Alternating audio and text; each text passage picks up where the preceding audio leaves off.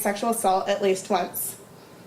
This is demonstrated by this graph where the red bars represent the prevalence of sexual assault according to my study, and the pink bars represent prevalence of sexual assault according to previous work. And although the difference is not statistically significant, there's a clear trend in the data. So, my hypothesis originally stated that individuals who had experienced sexual assault would necessitate consent in their definitions of sex. However, my data revealed a surprising trend. The frequency of individuals who did not necessitate consent for an act to be considered sex was actually higher for the group who had experienced sexual assault versus those who had not. While 23.2% of those who had never been sexually assaulted did not believe that it was necessary for both partners to consent to the act for it to be considered sex, 30.2% of those who had been sexually assaulted also did not necessitate consent. And this difference is demonstrated by this set of bar graphs, where the red represents those who have experienced sexual assault, and the frequency is actually higher than those who have not, for not necessitating consent. So this trend in my data definitely surprised me. That is until I found work on schemas. Schemas are internal working models that help us understand and interpret our world. However, Riesick and Schnitt came up with a model for how typically stable schemas may change in response to trauma. One of the methods of schema alteration they described was accommodation, through which a traumatic event is interpreted by changing the individual's existing schema. In order to make sense of their traumatic event or situation, an individual may accommodate that experience into their current schema. After finding this, it began to make a lot of sense why I found a trend in my data that represented the opposite of my hypothesis. Victims may be using accommodation as a coping strategy by altering their definition of sex to include both consensual and non-consensual sex. Thus, their schema for the physical act of having sex is altered, and perhaps separated from the emotional aspect of sex, in order to make sense of the rape experience. But why would a victim do this, you ask? How do you explain the unexplainable? Why did this happen to me? What did I do to deserve this? Did I really have sex with that person? These are the questions that victims of sexual assault face when attempting to cope with their traumatic experience. By altering their schematic representation of having sex, victims may be able to make sense out of an extremely confusing situation.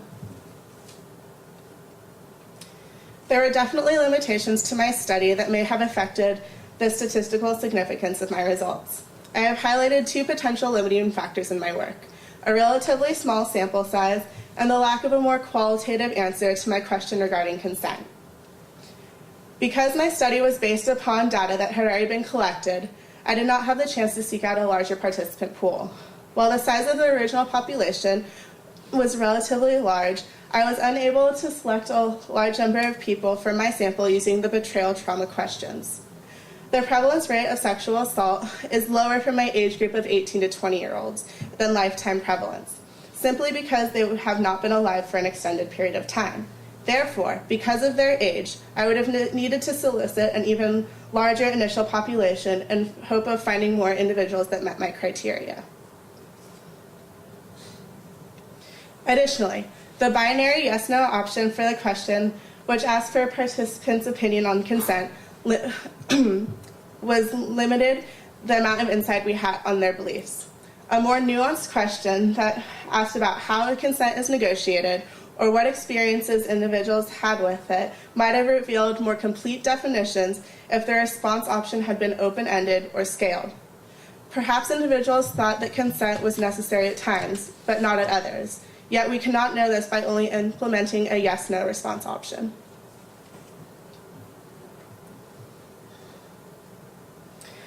The most important idea to take away from this research is that trauma fundamentally changes people.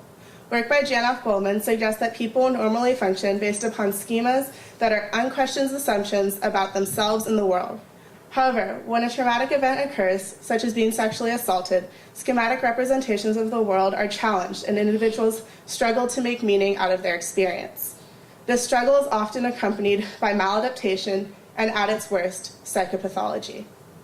In a country where 1 in 6 men and 1 in 3 women experience the trauma of sexual assault, there are thousands and thousands of individuals currently struggling with these schematic alterations. And because of this, future research on this topic is absolutely necessary. Thank you.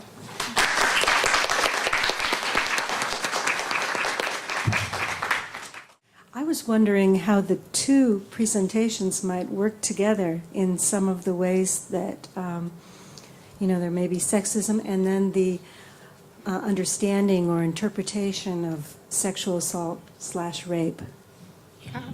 I would definitely say that they could be connected through rape myth acceptance, because a large degree of those beliefs are endorsed by the sexist standpoints that Jessica talked about in her presentation, and that the belief in the rape myth is a large reason why victims internalize the blame and say it's my fault. There's something I could have done, and so that I think is definitely a way that you could integrate, both of our presentations, both of our work.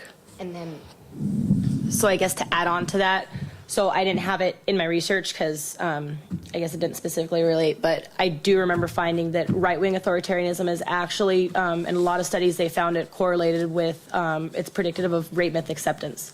So actually our two, I would say that my project kind of sets the ideological premise for the violent outcomes that Shannon ended up talking about. Definitely.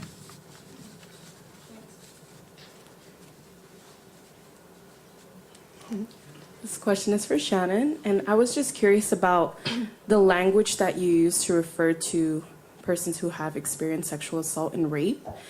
Because in my experience, I know a lot of people speak of these persons as survivors, not necessarily victims. So is there a reason why you say victims? There is, actually, and I came across it when I was doing my lit review. There's a specific piece of research that chose to identify them as victims rather than survivors, because survivors implies that every one of them, that their life was threatened at some point during the assault. And so that's the way I chose to distinguish between them, is because I didn't know, how each of these persons experienced sexual assault. So I chose to label them as victims because they all were victims. But by using that, kind of textbook definition of a survivor and having that, life-threatening aspect to it, I didn't know that. So I didn't want to place that label on, a broader group of people that I didn't know about.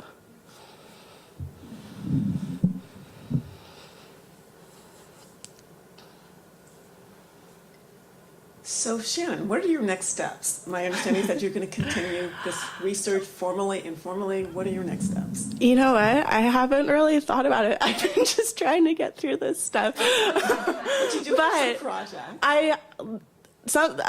I'm definitely interested in, victims of sexual assault and how they cope, and what, not just something we've been focusing on in my developmental psychopathology class is focusing on not just one aspect of what causes someone to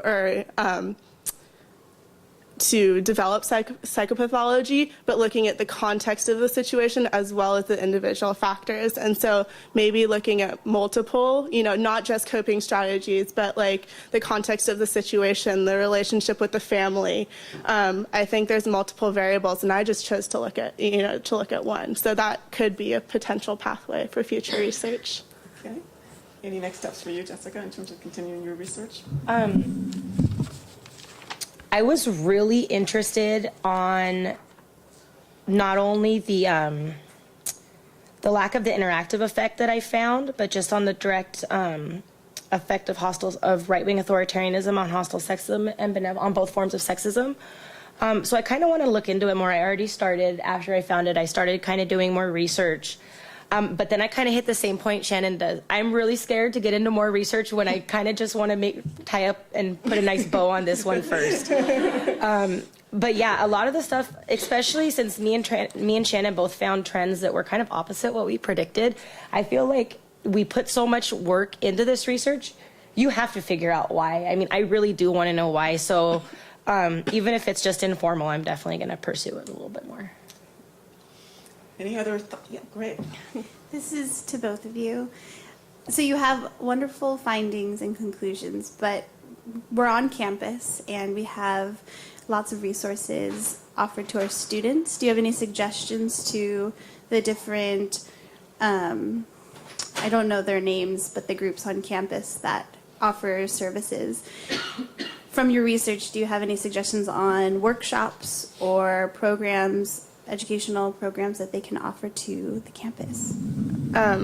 Something that we've actually talked about in Eileen's class is the need for the right socio-political context for stuff like trauma and victims of trauma and victims of sexual assault to get talked about.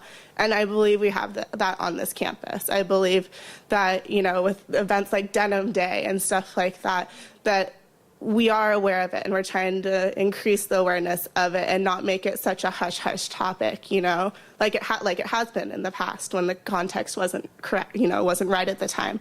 And so I think that, you know, by organizing more, you know, awareness days like that and letting people know that it's okay for them to seek help, you know, that it's okay for them to stand here and say, yes, I have been sexually assaulted and I need help coping, instead of, you know, using some of the maladaptive coping strategies that I found in my literature.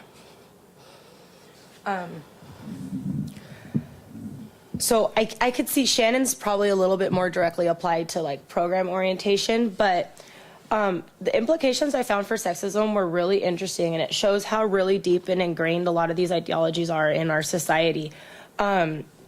So I feel like this campus is a pretty comfortable place to be as a woman. I do feel here that I'm able to express, able to decide that I want to cook. I'm able to decide that I want to rock climb. I'm able to decide that I want to build something. It's acceptable here.